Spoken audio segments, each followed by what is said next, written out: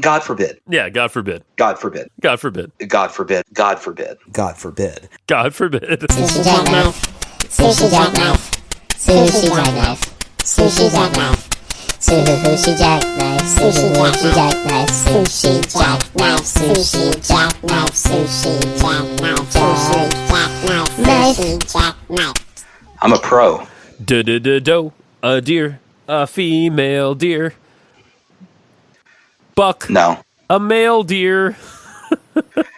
They could have been more descriptive in that song, I think. Yeah.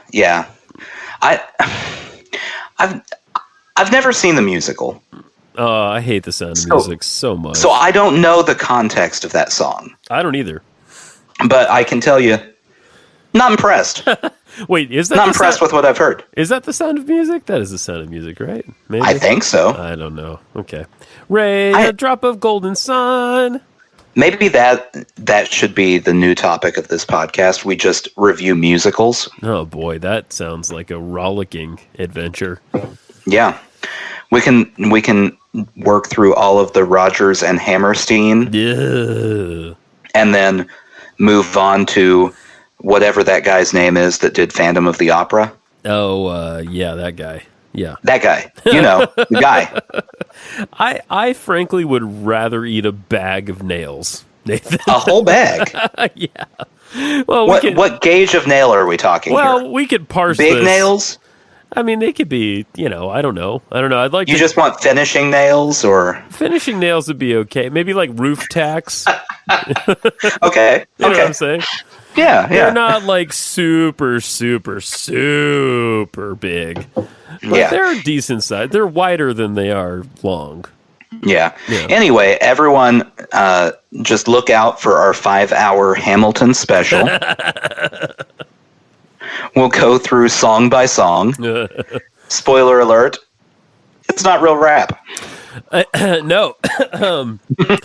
I would love to see someone do Andrew Jackson, because he was a real bastard, that guy. Oh, yeah. I mean, it'd be a good story, because he was a real bastard. Yeah. There would be one song in there that was just called Fuck You, Andrew Jackson. Yeah, that's the opener, I think. Yeah. That's the tone of the whole thing. That's the opener, and then at the end you have "Fuck You, Andrew Jackson" reprise. Exactly, that's right. With a slightly, the different rhythm under it or something. I don't know. And the whole chorus line marches out. That's right. Fuck you, Andrew reprise. Jackson. The Rockettes pop up. They're kicking to it. This is like the Andy Kaufman Christmas special. All of a sudden. Oh yeah. Yeah. Fuck you, Andrew Jackson. Fuck you, Andrew Jackson. Fuck you in your bullet holes. There we go.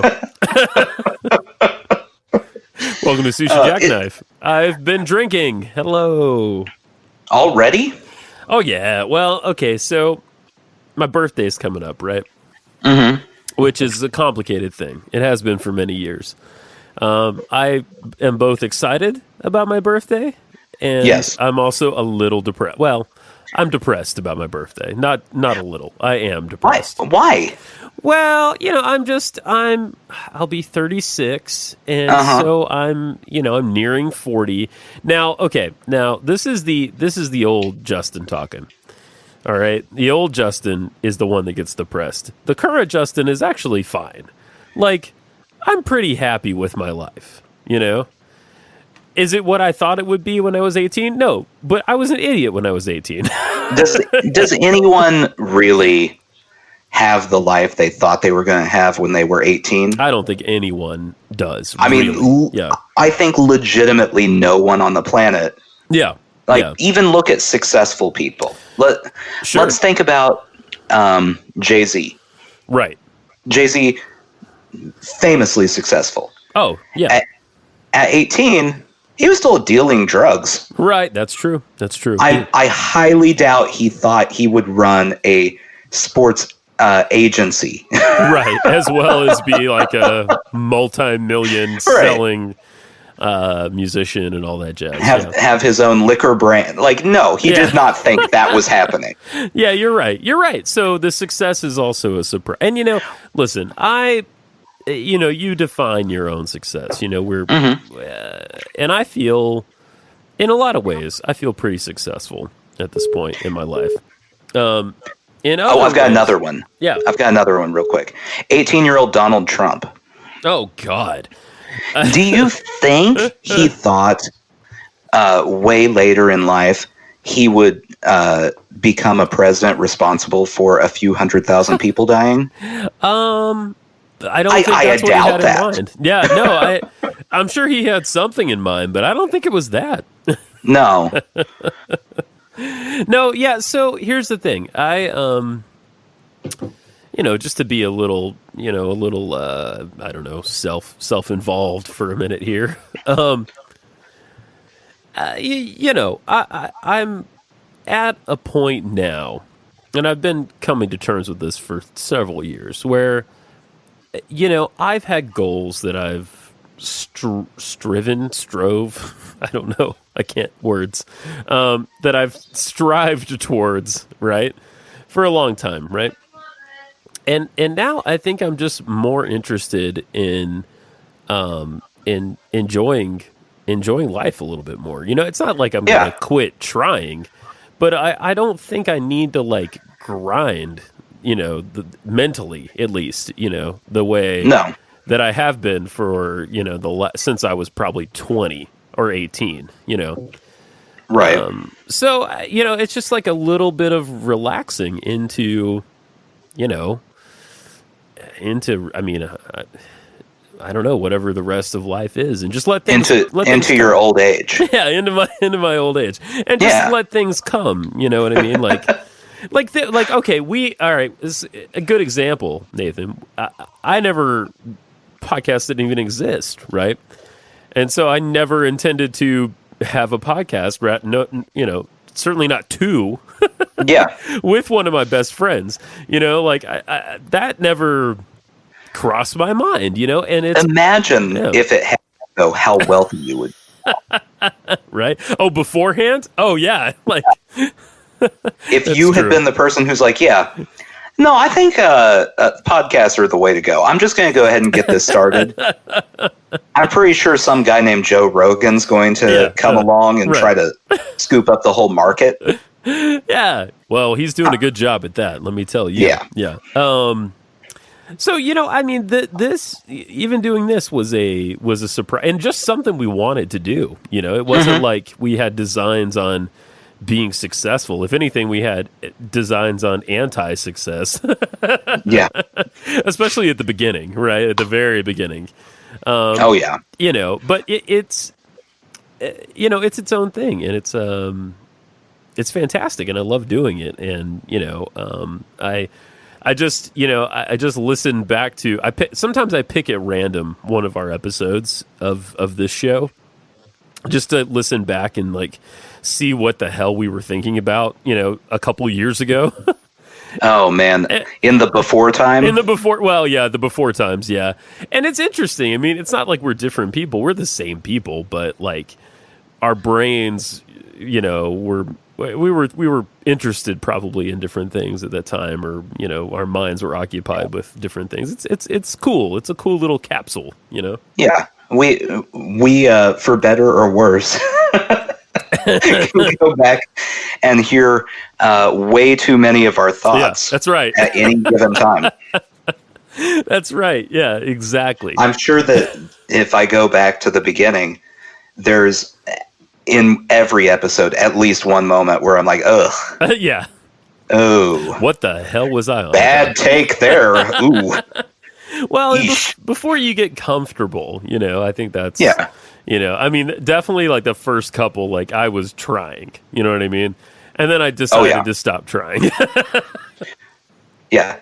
And that's the key to success, is not trying. I think you're right about that. I think that is the thing. It sounds like a sarcastic comment, but I actually think it's a paradox. There is an element of that there. No, I completely agree. I've tried, this. I've tried with music for so long, right? And I also tried with poems. I would submit poems and write poems and focus on it and go at it. And not since college. I got something published in college but that was a small circle of people, right? So, but nothing since then. And so I was like, fuck, I just don't want to grind on this anymore, and I kind of feel the same way about music now. And that was harder to stop grinding on. Not that I'm going to stop playing or writing or anything or playing with other people, but just fuck grind, fuck trying so hard all the time. Like, that's counterproductive, it seems like. Well, and you have to balance your trying with not going insane. That's true too. Yes, thank you. That's it. Yeah. Like, be a person, I think, is what I am getting at. Like, yeah, being a person is always a good way to go. Yeah. I think. I mean, I can't say for sure that's correct, but in my opinion, as human beings, we should try to be people. And right. And a less mature me would be like, I'll just fucking quit. I'll just, that's less mature because it's more extreme. It's like, well, no, dumbass, you're not going to quit. You're just going to relax a little bit. Like, you're just going to let things happen. And that's not giving up, I think is what I'm saying. Yeah. Just simmer it down. Just simmer it down. Just simmer it. Put that pot on the back burner and just let it cook on its own for a while. Yeah. You don't need. Let's use a cooking analogy here. Okay. All right. You don't need to stir whatever you're cooking constantly. Right. That's right. Sometimes you got to let it cook down a little bit. You're never going to get a red wine reduction if you don't just let it cook down. You're right, Nathan. You're right. I've been watching Hell's Kitchen. Have you ever tried to make a red wine reduction? I have once. Was it successful? It was okay. Yeah, I've tried and it never worked out for me. I will tell you, I realized after I did it that I don't really like them. Okay, that's good. I'm just not a fan of red wine reductions. So I tried it. It was moderate. I'll give it an 8 out of 10. Okay, all right, that's good. It wasn't perfect, but it happened. It reduced. Sure. But then I was like, hey, that wasn't worth it. And so this is where you put, you've made a piece of meat in a pan, right? Mm-hmm. And then you take some wine and you splash it in the pan. And what do you put? You put cream in there, butter in there, something in there with it?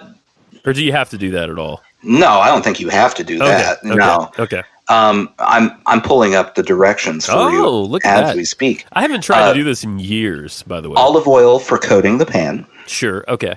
Yep. You can ignore the direction for shallots unless you really want shallots in there. Tiny onions. But it's red wine beef stock butter. Oh, okay. Essentially. Right. So some butter. Okay, yeah. And then that becomes a sauce. Yeah, that's a sauce. That's a sauce. And that's the sauce. You put that with the meat that you already made. Yeah, you make the meat, then you make the sauce, and then you put the sauce on the meat. And then you eat it, and it's fucking amazing. Or you eat it and go, man, I spent a long time on that. Right. Oh, boy. And why'd I spend so much time on that? It's a bit stressful, too, isn't it? Because you're watching it, you're like, okay, is it happening? Is it? Well, yeah. So anything like that I've ever made, you turn your back. Yeah. Like, you don't have to stare at it. Right. But if you were to go, I'm going to go move the laundry real quick. Yeah. You'll come back and it's burnt. Mm-hmm. Mm-hmm. It's burnt. That's you don't want to do that. Right. You don't want to burn it. No, absolutely. Yeah. Well, no, that's against the point. Mm-hmm. Well, yeah. So, it takes attention.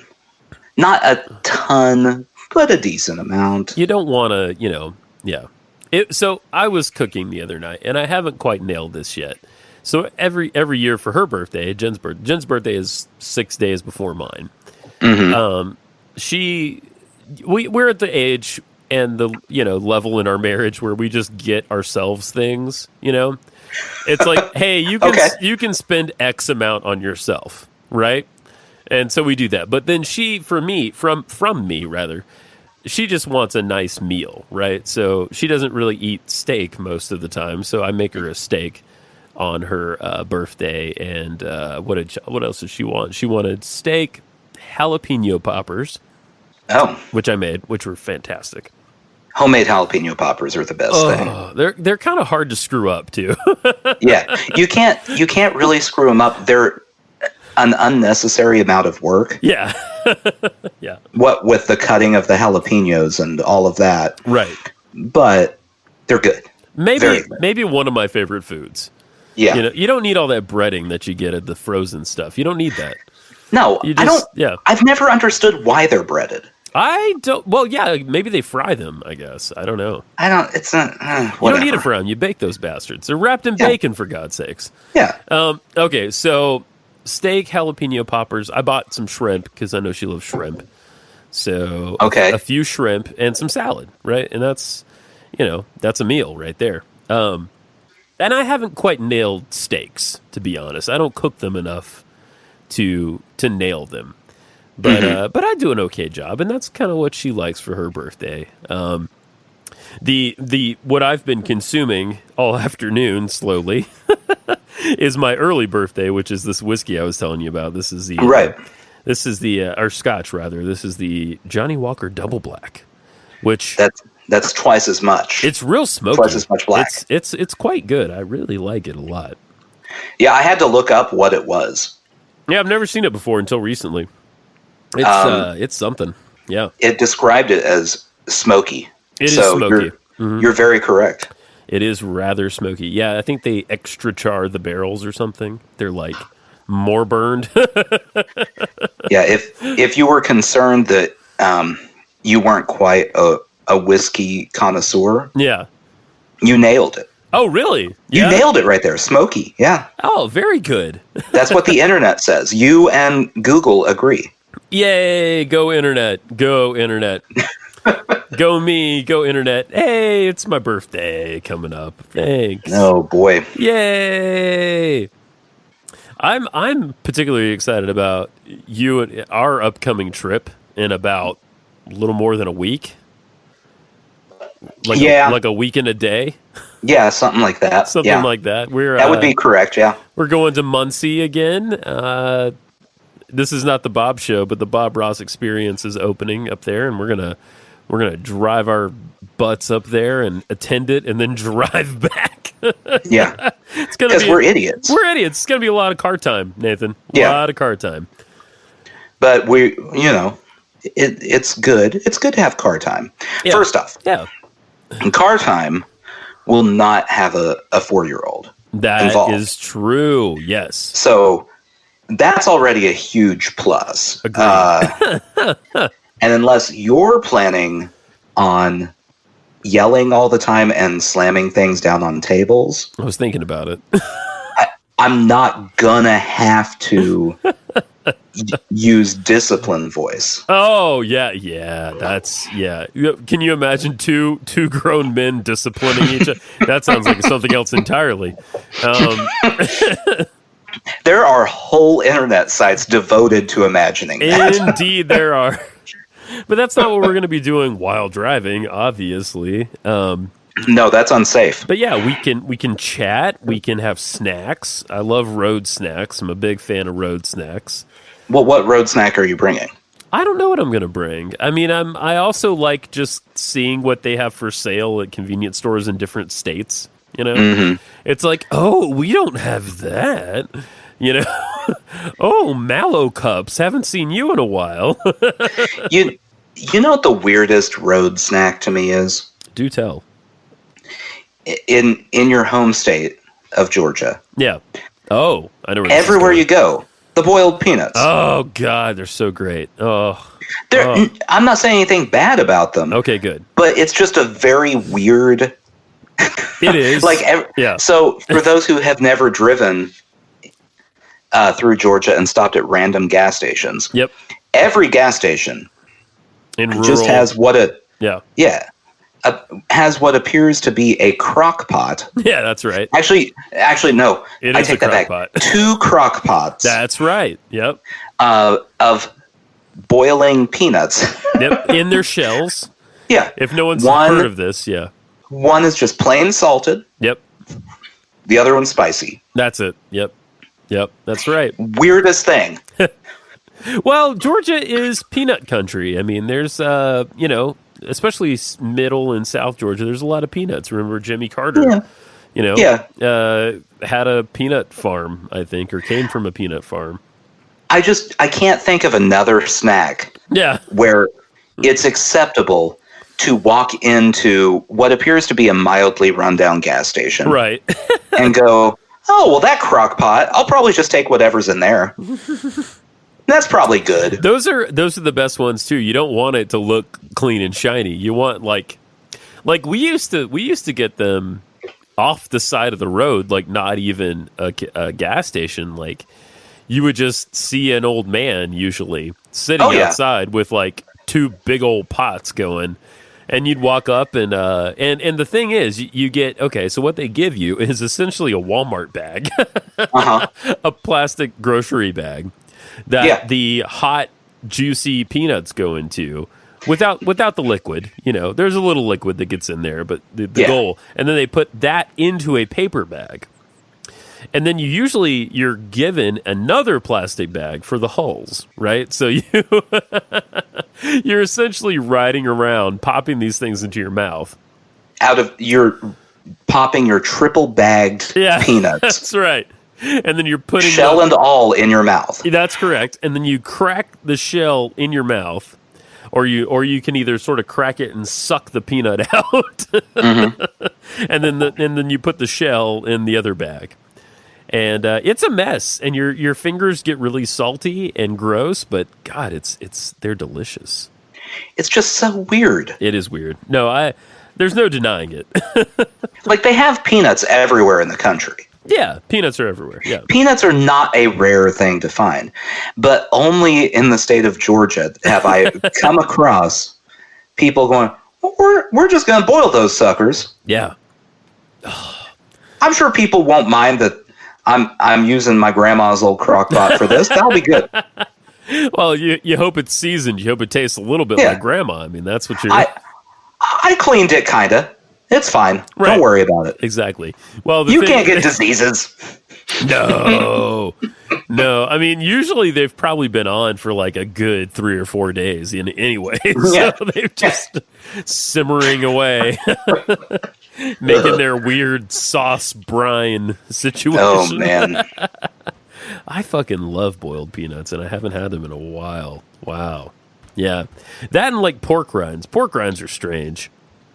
That is another one that has always confused me. My favorite thing about pork rinds is, and I don't know if people are still doing, I'm sure some people are doing it, but I haven't heard about the keto diet. Yeah, the keto. The keto. yeah. Where everyone's like, I'm going to be healthy. I'm eating pork rinds. And like, that's still, you're eating fried pig skin. It's not.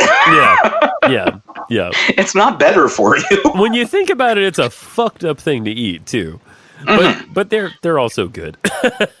I don't eat them very much. I have, but I couldn't. After a while, I was like, my brain does not compute this. I don't want to eat this anymore. I don't have a problem with them. I just every time I have one, it feels like a food you chew too much. Yeah. There's a lot of. It's not chewy. But there's a lot of chewing involved. There's a lot of, crunchy, chewy. Yeah. It's like, banana chips. Chips do that to me. Yeah, you're just going, oh, I'm still chewing this. Yeah. Huh. And do your jaws ever hurt when you eat stuff like that? Like I get to a place where I'm like, I'm exercising my face muscles. I usually am cutting it off before then because it's more of me being annoyed with the whole process. Yeah.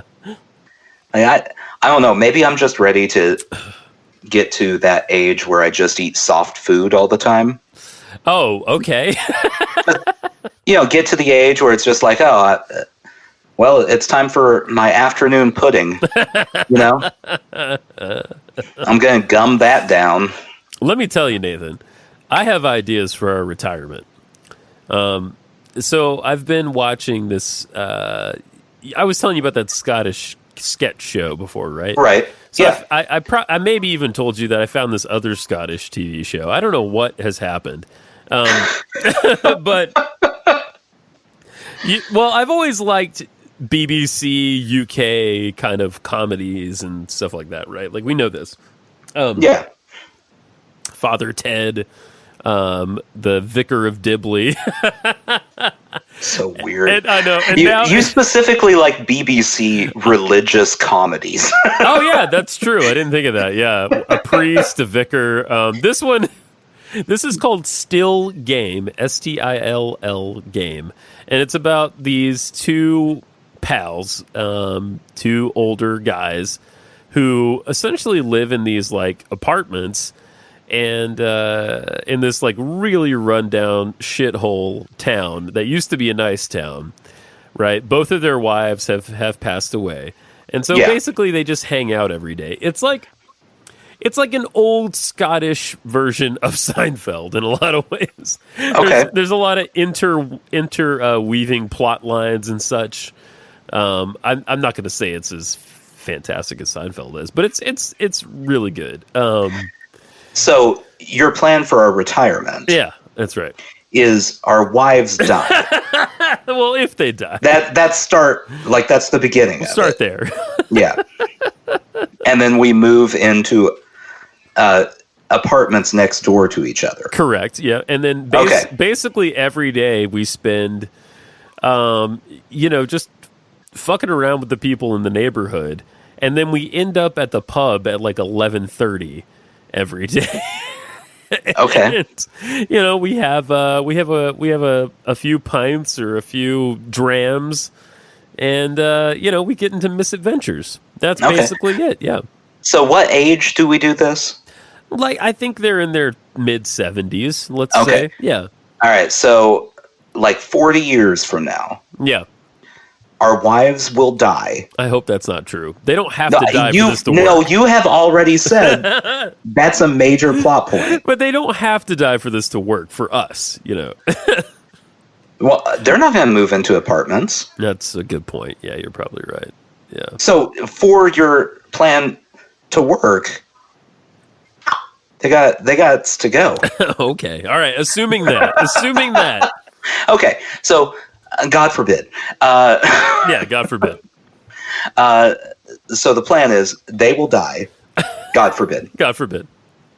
And then we will slowly drink ourselves to death whilst having crazy misadventures. And they're not even that crazy, to be honest. They're like within the realm of possibility. But yeah, that's it. That's the thing. Yeah. Yeah, no, I'm in. Okay, good. All right, good. Now, good. I do. Before we get to that, though, I've already got a, God forbid, my wife dies plan. Okay. Oh, okay. So if that one doesn't work, you're on the back burner. Okay, good. Like you're second. What's your primary plan? Well, I'm glad you asked. So I've discussed this with my wife multiple times. Okay. And so the plan is, if, God forbid, there were to be, say, I don't know, a Zeppelin crash. A Zeppelin crash? Yeah. That she was on the Zeppelin. She's on this dirigible. Yeah. Yes. Naturally, of course, in this scenario, the singer John Legend is also on the Zeppelin. Oh, all right.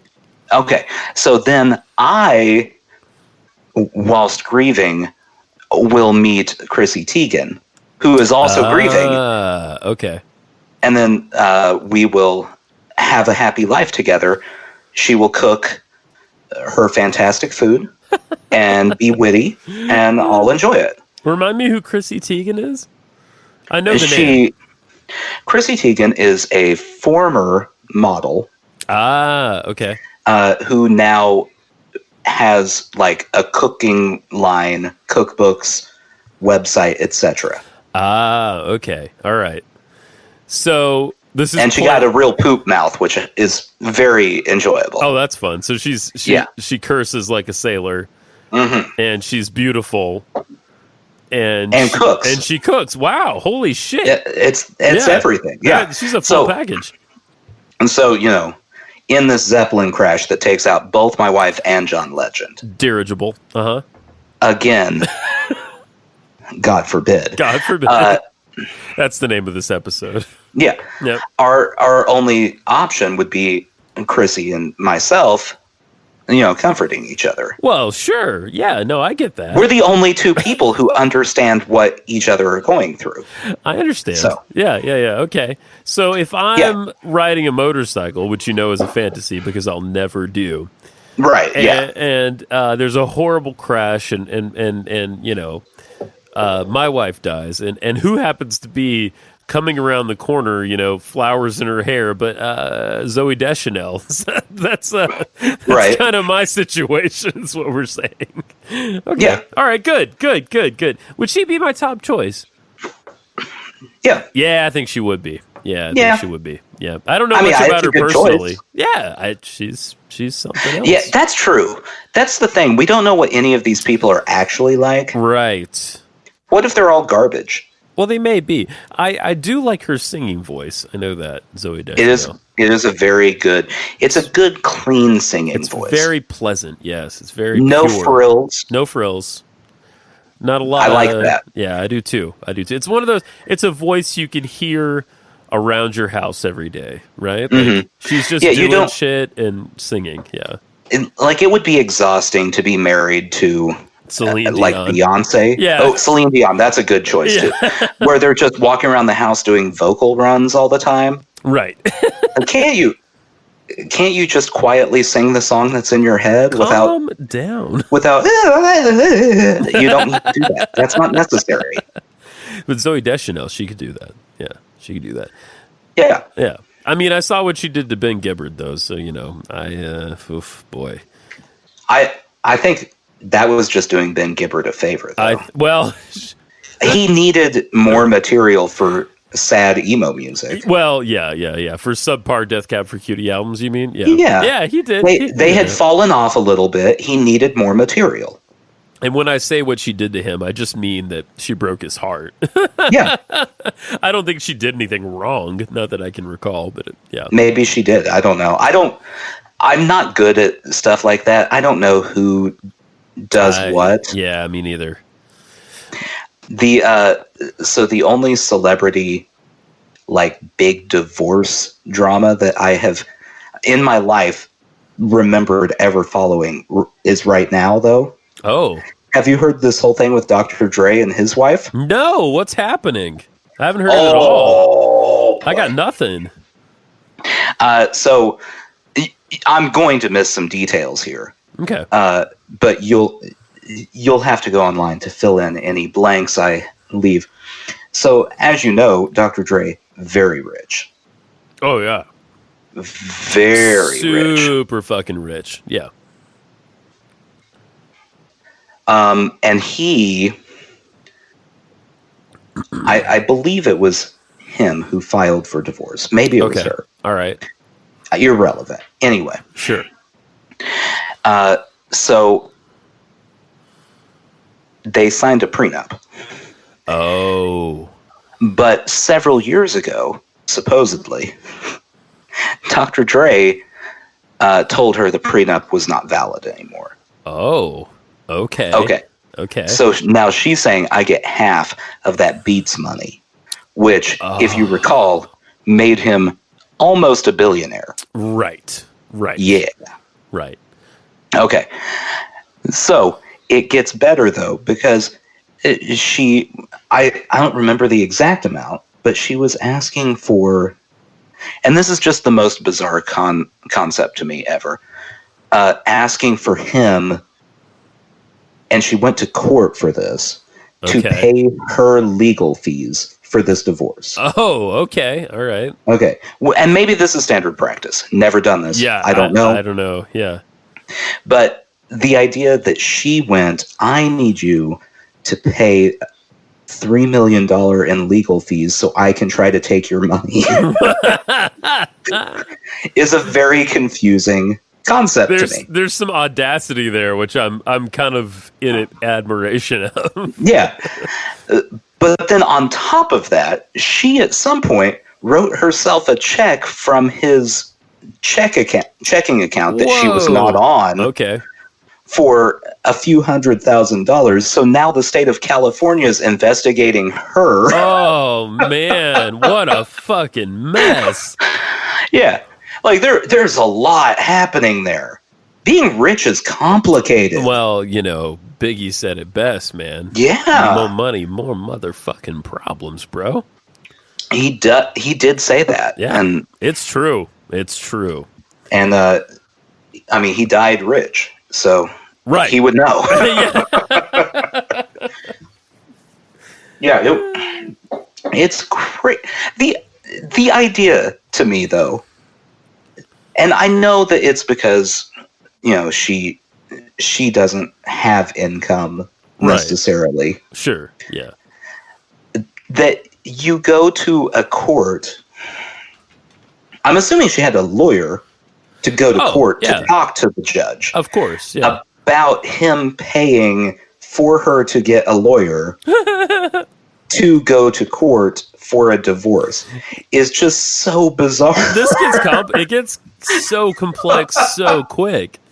I mean, that's like law is just based on like the shit that happened before, right? Like, and so who's having to dig through the legal books now to figure out this fucked up situation? Yeah. And maybe that's a very standard thing. I've never been in a wealthy person divorce. No, I've never been in a divorce, and I've never been wealthy. Yeah. Super. Are we? Yeah, we're like, I guess we're middle class for whatever whatever passes as middle class now. I guess that's what we are. If someone were to ask us who we were voting for, we would get thrown into the white middle class category. We would. Yeah. Immediately. Yeah. I don't think they'd even check our income. They'd just go, look at them. They look middle class. Go. Did you go to college? Yeah. Okay. All right. There you go. Yeah. Yep. You're in the 75% that don't like Donald Trump, and we'll move on. The fucking NPR crowd over here. That's how they should divide people up. Absolutely. In all of these tests. Instead of middle class, whatever. Yep. Start with, hey, Terry Gross, you know who that is? Oh, yeah. If the answer is yes, then you fall into one category. There you go. There you go. It's like I don't really watch TV news, so like I read shit online and I listen to the radio. Like that's my news sources right there. And when I see like I caught a little bit of the debate the other night. Because it was here. It was in Nashville. Oh, boy, that thing. And it fucked up Nashville for several hours, by the way. Thanks very much, guys. Yeah, I love when politicians come visit the city so that nothing can happen. Exactly. Like, I got stuck where I was, and I couldn't go anywhere for a long time. I mean, I had planned to, we had a late night at work, and so I was going to come home and then go back and help out with the end of the night. And that couldn't happen. I just had to stay. I had to stay, pull a long day. Well, there were two very important people that had to go yell at each other for an hour and a half. That's right. How did the mute buttons work out? I didn't really get to see that bit. So they didn't, not the way I would want them to work. I'll say it that way. All right. They muted each person for the initial 2-minute answer to the question. Oh, okay. All right. So, like if I ask you, hey, how do you feel about, killing people? I would then mute Donald Trump while you answer the question for 2 minutes. Not too excited about it, really. Yeah, not for it. And then he would be saying over there, stewing because he wants to interrupt you, but he can't. In my mind, the way the mute button should have worked is it's not on at any given point. Right. But the second someone tries to interrupt, you just mute them, and then they look like idiots on TV because they're mouthing words that no one will ever hear. Right. That's what I was picturing too. Oh, it's what I wanted. Yeah. Just imagine Joe Biden in the midst of one of his long rambling stories talking about growing up in Scranton. The story could go 45 minutes. You don't know. And Donald Trump trying to interrupt, and you mute him. So all you see is just his flapping gums over to the right of the screen the whole time. Yeah. And that would have been so satisfying. That would have been nice, actually. Yeah, true.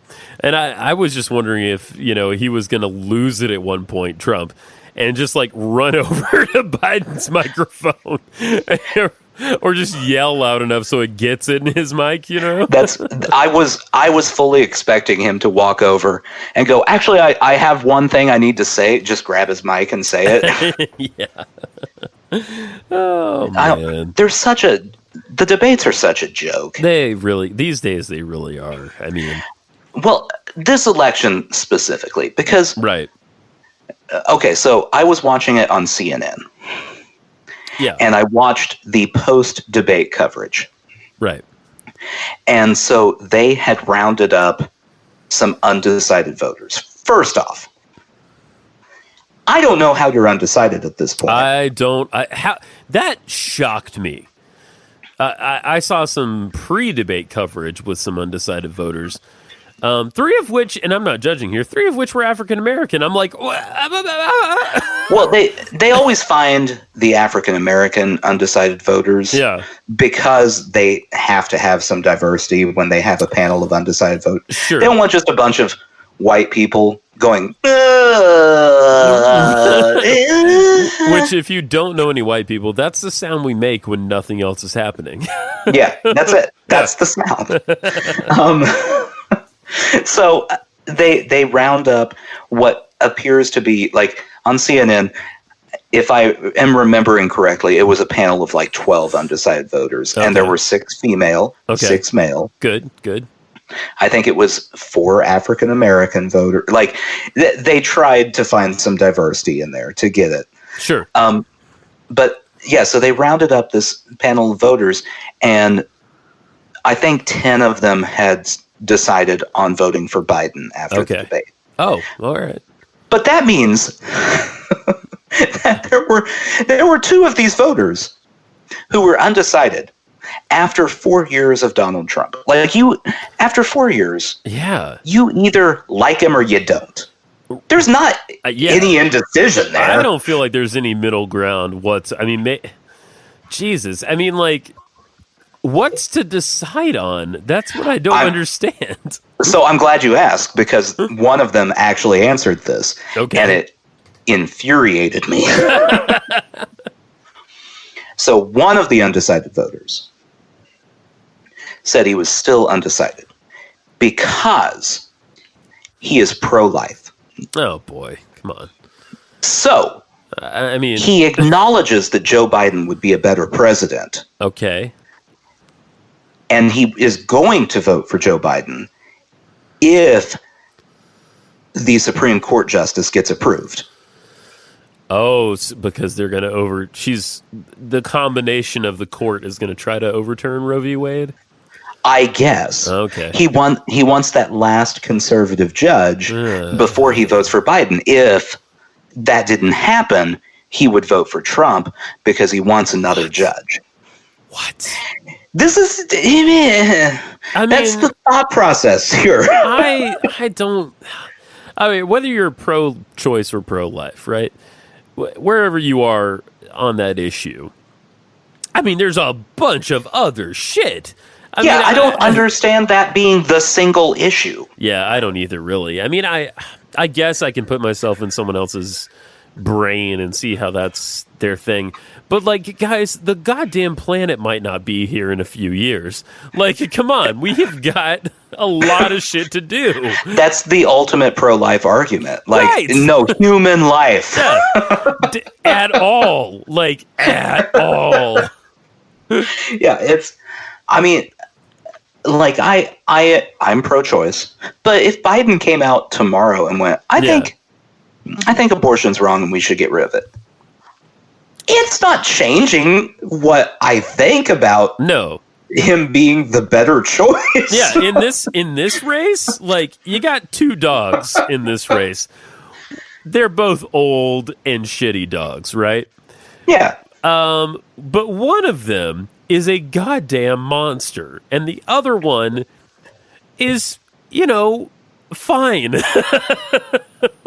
The best thing about the statement you just made is that appeals to both sides.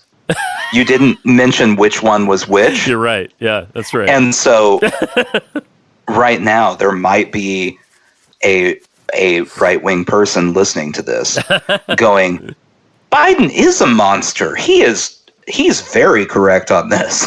And Donald Trump is fine. No. He is fine. He does there's the economy that happened, and that's about it. I'm going to tell you this right now, everybody. The economy is fucked. We're going to have another wave of this shit. It's not nearly over. No. And that is going to fuck shit up once again. We've gotten like marginally back to a functioning economy, right? Fully functioning. We're not quite there. We're still not there. But like, and you look at the unemployment numbers, and he can say, hey, unemployment's gotten a lot better. But the way it's like people are just shifting over. People are dropping out of the workforce at this point. Well, it hurts my the unemployment argument hurts my head on both sides. Right. I'm going to be bipartisan here. Okay. So people are blaming Trump for unemployment claims going up. I mean, that would have happened either way. Yeah. It doesn't matter who's in charge. That was going to happen. Oh, yeah. And then because so many people are coming off unemployment now that things have opened up a little bit. Right. The right wing is claiming victory because no one is, like, people are coming off unemployment. We've created so many jobs. No. These people had no work. Right. It was the most people on unemployment in history. Yeah, exactly. Exactly. If you lose, 20 million jobs, and then you gain 10 million jobs, you still lost 10 million there. Exactly. All of this is about like when you're talking about, right? Yeah. Like you have to. The context is so crucial, and all this stuff gets bandied about, and it doesn't mean anything, No, So I have said my entire adult life, ever since I started knowing anything, that people really overestimate the president's effect on the economy. Yeah, that's it. I agree. Yeah. The economy is kind of its own thing. It just kind of happens. Right. It goes up, it goes down. Like with Obama, he did some things to create jobs, yes. Yeah. It was going to go up because it had gone down drastically. It wasn't going to continue to go down. No. It's all cyclical, the whole thing. And then Trump gets an economy that's on the way up, and it continues to go up. So he claims victory over this economy that continues to grow. And then, this happens and messes it up. But that was going to happen either way. Yeah, exactly. I mean, we think of like FDR as a president who had a big impact on the economy. But the truth about how we got out of the Great Depression is it's World War II. Like, that's what ultimately. Now, I was down as if I was there, right? When I was a young boy. Back in World War II, when you were serving. That's correct. When I was in the, I'm going to say I was on the European front. Yeah. Yeah. And front line right here. Yeah, that's right. I was one of those guys in Saving Private Ryan, and it did not go well for. I got reincarnated to this fucking guy. Oh boy. And here we are. So, and in between, I was a couple, miscarriages in between there. Oh boy, that's Jesus. That got dark. Yeah, Ooh. it did. Well, you got to make up the time, right? So if I died in like 1942 or something. Then, No, this actually brings up a good question about reincarnation. Wow, we just got there. Okay, cool. All right. Would you reincarnate in that situation? You mean if I was a soldier in World War II? No, miscarriage. Oh, I don't know. That's a good question. I have no idea. When does the soul take place there? When does the Is soul... it at birth? Or is it at... I don't know. Like, is it at conception? We need someone who knows about we're going to have to take this to the Supreme Court to determine when life begins, right? We were joking. Anyway. Yeah. We were joking about the... we were joking about, and I know it's still a little bit soon to joke about RBG, Ruth Bader Ginsburg. Because, she was just an incredible woman. I mean, agree with her, disagree with her, I agree with her. But... You just look at her life, right? And she was incredible. And my coworker was joking that if Amy Coney Barrett, another 3-named individual, gets approved for the Supreme Court, that she's going to be haunted by the terrifying, ghostly image of RBG. Which, I hope so. Go Google a picture of RBG. She was again an incredible person. However, add a few pointed teeth, and she's fucking terrifying. What, waking up to see that at the foot of your bed, just standing there? Right. Oh, boy. I know. It's like one of those Japanese horror films, but with the Supreme Court. Yeah. Right. It's judicial horror. That's what that is. That's a subgenre we need. That's a subgenre we need. You're lost in a sea of court cases. Anyway, so you were in World War II. I was in World War II. I died on, somewhere at the hands of the Nazis. Yeah. And, okay, so, and then I'm reborn in the 80s. Now, the question is, does my soul immediately upon dying in France, let's say, does my soul immediately transport to another conception, and then I'm born, or is there a waiting period? That's the thing I don't know either. Like in reincarnation, do you go into a line? Well, I guess if I wasn't a good person, I would go into an animal of some kind, right? Like yeah. But you're right. Maybe there's a queue. Yeah, to get reincarnated. Like you've been waiting in the queue, and you get up there. So I would assume it's kind of like a DMV kind of setup. Yeah. Where you take your number, and you have to wait for a while.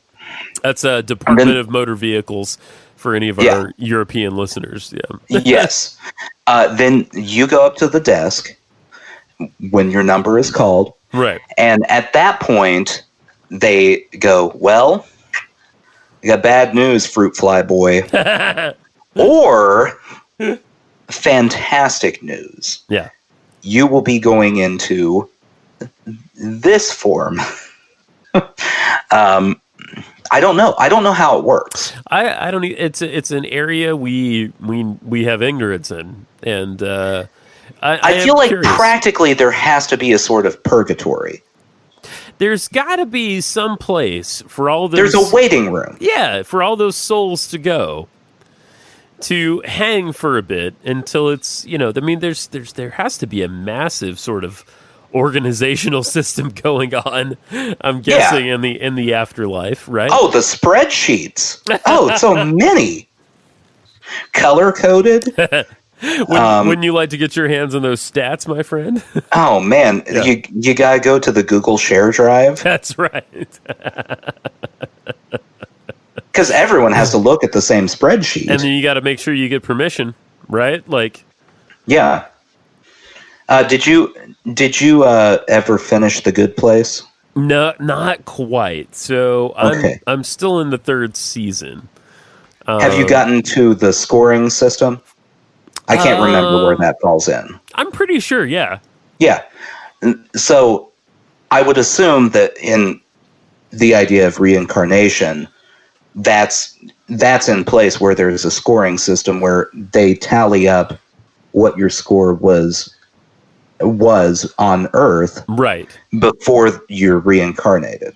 Right, because they got to figure out where to put you. Yeah. Right. Yeah. Like if you score in the low 200, like it's the SATs. Yeah. Okay. If you score a low score on the SATs, you're not going to get into Harvard. No. Unless you know someone and have a lot of money. Too true. So in the afterlife, if you don't score a certain amount before you're reincarnated, like you're not going to reach human level. There's tiers. There's probably human at the top, and then mammal. Yeah, like the tiger or something. Yeah. Insect below that. Yeah. Fish. And then Donald Trump lowest. Yes, that's correct. Yes. Reincarnated, that's the ultimate punishment. You're reincarnated into the Trump family. I heard something. Oh, boy. You and Tiffany. Yeah. Just hanging out in purgatory together. I heard something interesting today. This is from a scientist. This is not just some bullshit. That if you look at mammals on average, right? And this is proportional to size, okay? Okay. That we all, as mammals, get a certain number of heartbeats in our life, right?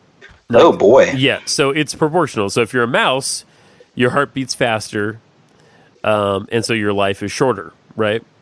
Mm-hmm. If you're a human being, it's somewhere. If you're an elephant, your heart beats slower, and so you have a longer life, but it amounts to the same amount of heartbeats, more or less, across mammals, and that is wildly interesting, and I don't know why that is, but there you go. No, that is interesting. So it's the same for all mammals. It's essentially the same for all mammals. Yeah, exactly. Huh. It depends on your size, right? So, humans live, 80 some odd years. This is without really without medical intervention, right? So we would live. You and I would be dead already. Yeah, no, we would have. Yeah. Like cavemen us. Yeah, gone. Right. Totally gone. Yeah. And I would have picked a random mushroom and I was out of there. Yeah. I'm just walking along and I just slip and fall into a ravine. Maybe as babies we get picked off by like a pterodactyl or something. I don't know what happens. Yeah, there's a lot of large birds we have to watch out for. That's right. Death from above, and they all look like Jeff Goldblum. I don't know why, but I'm coming to get you. Yeah, talons were a problem in the Stone Age. Yeah, it's weird how little we worry about being swooped up by birds nowadays. Right? Like, especially our babies. Like, imagine you're a cave person and your baby just gets picked off by an eagle or something. Yeah, just think about. So this didn't get addressed in the classic film Encino Man. Oh, good movie. But just imagine an Encino Man situation where you have to explain to a cave person who was frozen from cave person times until now all the things they don't have to be worried about now. Oh, God. The anxiety would just drop immediately. Like, yeah. Like, no, nothing's going to get you. We killed everything. It's all dead. We've basically, instead of terraforming, like we've terraformed, but like it was all through murder, basically. Yeah. Like we, yeah. Oh, no, that was the thing you were worried about? No, that's dead. No, we figured, don't worry about that. We hunted that. Put this mask on, though, because we got this other thing going on. Yeah. It's not good. we can't see this one. Yeah. So, is that more or less terrifying than that saber-toothed tiger? It's sneakier. And that caveman goes on to invent philosophy. There you go. The saber-toothed tiger, you at least see your death coming. Right. Do you think in prehistoric times, this is almost too stupid, I can't get it out. They had a prehistoric tiger king, a saber-toothed tiger king? Surely. Oh, surely. If the Flintstones were still around making new episodes now, there'd be a Tiger King character. Oh my god! Who just had saber-toothed tigers everywhere. And they would all look at the camera and go, it's a living. That was like 25% of their jokes. Were it's a living jokes.